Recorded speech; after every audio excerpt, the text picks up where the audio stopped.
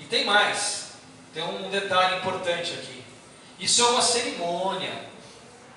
Não é um negócio que acontece num lugar escondido. Não. É feita uma cerimônia. São chamadas as pessoas e aqui o Saulo está convidando a Abigail. Fala, Abigail, é a chance de você ir lá para minha casa, se apresentar, a gente falar sobre o nosso casamento. Você assiste a cerimônia e depois a gente trata dos assuntos do casamento. O que você acha? Ela gosta muito mais, as mulheres, ainda mais naquela época, e ela que era um espírito muito doce, fala, tudo bem, vamos lá.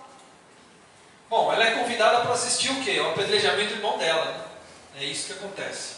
E ela vai. Quando eles estão apedrejando Estevão, nesse momento tem mais uma chance de negar Jesus. E ele não nega. Ele fala, você continua dizendo as mesmas coisas sobre o Messias? E ele, sim. Você sabe das consequências? Sei. É acorrentado no poste e começam as pedradas nele. Nesse momento, Saulo chega com a Abigail. Quando Estevão está praticamente desacordado já, a Abigail olha para ele e em desespero, né? Ela fala, Saulo é meu irmão. Aí Saulo, como seu irmão? Seu irmão não chama Gesiel? Não, é meu irmão, eu tenho certeza que é meu irmão. Manda parar isso já. E ele manda parar. Manda parar, tira Estevão desse tronco e leva Estevão para um quarto, uma salinha que tem ali do lado. E aí, nesse momento, Saulo perde o chão, porque ele gosta muito da Abigail. Ele estava se fazendo cumprir uma lei que ele achava justa. E no final das contas, Estevão jamais ofendeu, bateu, ou fez qualquer coisa para ele. Nunca houve nenhum tipo de ofensa. E no final das contas, o amor da sua vida é a irmã dele. Bom, uma coisa lindíssima nesse momento é que quando Estevão continua falando que Jesus, que ele não vai negar Jesus, quem é que vem receber Estevão na hora que ele desencarna? Jesus. Jesus em pessoa vem receber Estevão. Não? Espírito. Espírito. Né? Ele próprio vem receber Estevão. Porque olha a situação que se configura nesse momento. Né? Quem consegue levar, quem fala em nome de Jesus é perseguido até a morte, mas tem o apoio direto do Mestre. Tem o apoio incansável do Mestre. Bom, depois desse acontecimento, muda tudo na história. Primeiro, Estevão desencarna, Abigail e Saulo rompem, porque Saulo não consegue lidar com essa situação, e nem Abigail, porque ficou uma coisa muito ruim, né? Uma situação extremamente constrangedora e ficou muito delicada. E Abigail, ela volta para a casa de Zacarias. E a Abigail, de novo, com a mesma coisa quando o pai dela falece, você vê, ela já perdeu o pai, e agora perde o irmão, e também perde o seu futuro marido, porque ele não quer nem saber. E ela, de novo, fica doente. Por conta dessa situação toda, ela cai doente. E Saulo, apesar de ter ficado extremamente abalado com essa história da Abigail, do Estevão, ele se enfurece ainda mais. Ele fala, agora eu vou perseguir mais ainda. Nós vamos terminar com esses cristãos. De novo, o seu mestre o aconselha a não fazer isso, mas ele não abre mão. Continua implacável na perseguição dos cristãos. Pede ajuda de todo mundo que ele conhece. é outorgado a fazer o que for necessário. Caça e leva para a prisão centenas de cristãos. Todo mundo que falava que acreditava em Jesus, ele prendia. Homem, mulher, criança, sem exceção nenhuma. Eram todos presos. Aí ele nesse interim, ele vai visitar Abigail. E nota, passou um tempo aqui. Ele já está mais calmo, a situação passou, ele gosta muito dela. Ele vai visitá-la na esperança, de repente, de poder reatar. Só que quando ele encontra Abigail está muito doente na cama. E pior, Saulo não podia ouvir falar de Jesus. Né? O que acontece? Abigail fala: eu estou muito doente, mas eu descobri uma coisa que me fez um bem violento. Meu amor, o que foi? O Evangelho de Jesus. Ele de novo fala: não, mas eu não acredito. Ele perseguia o cristão e o cristianismo perseguia ele. Jesus já perseguia. Na realidade, Jesus já estava. Já existiam. Você vê as coincidências que acontecem com ele. Quanto mais ele odeia o cristianismo e os cristãos, mais as coisas de Jesus se aproximam deles. Entendeu? E principalmente ao redor das pessoas que ele mais ama, todos aqueles que ele mais gosta. Era um desafio para ele. Exatamente.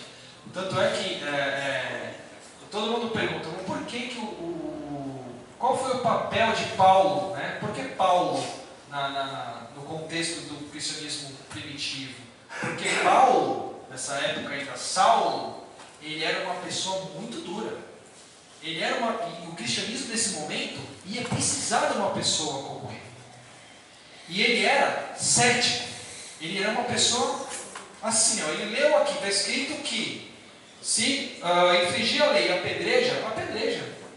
Dói nele, mas não tem problema, está escrito aqui, apedreja. E tudo que a gente sabe que o plano espiritual tem um planejamento para nós, né? E o plano para Saulo era esse, ele estava sendo cercado pelo cristianismo. Bom, Abigail conta isso para ele fica desnorteado, mas ainda tem alguma expectativa que se resolva. E mais, ela conta para ele que quem ensinou o Evangelho para ela, quem passou o Evangelho para ela, é o Senhor que não tem vindo aqui, mas que mora em Damasco. É a cidade onde ele fica. E Saulo mora em Damasco, então o negócio já saiu de Jerusalém, deixa comigo. Vou lá. E já começa a se preparar para fazer sua visitinha em Damasco. Quando ele está já com seus planos de ir a Damasco, ele volta, ele fala: olha, eu vou resolver umas coisas, mas eu volto, por favor, vamos tentar reatar, apesar de tudo, vamos tentar reatar. E ela fala assim para ele: não dá para a gente reatar, eu já vou voltar para Jesus. Olha aí, vai ficando cada vez pior. Porque inclusive esteve aqui na minha casa o meu irmão na noite passada para me dizer que amanhã eu vou voltar para Jesus. E dito e feito, é o que acontece. Ela desencarna, Gesiel vem buscá-la no momento do seu desencarne, e o Saulo então fica, porque ele acha, na cabeça de Saulo, quem matou Abigail foi Jesus. Quem matou Eliseu foi porque ele enfeitiçava as pessoas. Ele era um feiticeiro. Então, quem falava dessa feitiçaria deveria ser caçado, porque isso era um mal. As pessoas estavam... Quem falava de Jesus era tido como um louco. Ele estava enfeitiçado por um problema, por Jesus. Bom, aqui Saulo ele recebe a notícia do desencarne de Abigail. Essa aqui é o Zacarias. Ele fica atordoado com isso e ele fala: eu vou buscar e todos os cristãos que estão em Damasco, e principalmente esse que falou isso tudo para que seduziu a Abigail pelo cristianismo. Eu vou buscar, que enfeitiçou a Abigail.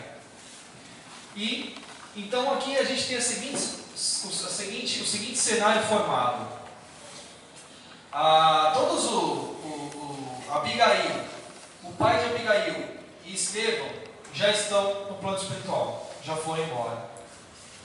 Saulo, que é uma autoridade judia, é oficialmente nomeado o caçador dos cristãos. Perde sua esposa, sua futura esposa, para o cristianismo, segundo ele, para o cristianismo. Isso enfurece ainda mais. E aí o que ele faz? Ele toma o rumo de Damasco. Reúne os seus soldados, né? E fala, porque eles não tinham soldados, né? Os hebreus não tinham soldados. Eles tinham ajudantes, mas não eram soldados. Isso, exatamente. Porque a autoridade era romana, né?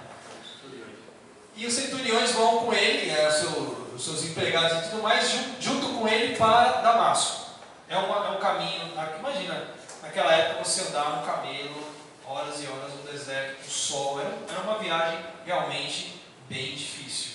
E ele estava determinado, está ele aqui no seu camelo, determinado a resolver esse problema de uma vez. Bom, antes disso acontecer, ele já tinha, sua equipe, digamos assim, os seus centuriões já tinham prendido um monte, e eles prendiam sem dó nenhuma. E tinha mais uma coisa, quem falava em nome de Jesus era condenado. Ele, e se a pessoa morresse, isso se estendia para os seus sucessores. Seu filho vai pagar pelo seu... Não tem problema, esse negócio vai ser pago. É a lei dos judeus. Bom, quando ele está a caminho de Damasco, ele é surpreendido. De repente ele está no camelo. Ele é surpreendido por uma luz que vem e ele cai do camelo. Quando acontece isso, as pessoas que estão ao redor dele não veem nada. Ele só vê que Saulo cai no chão, que começa a falar umas coisas, eles não entendem, eles ficam atordoados com aquela história toda.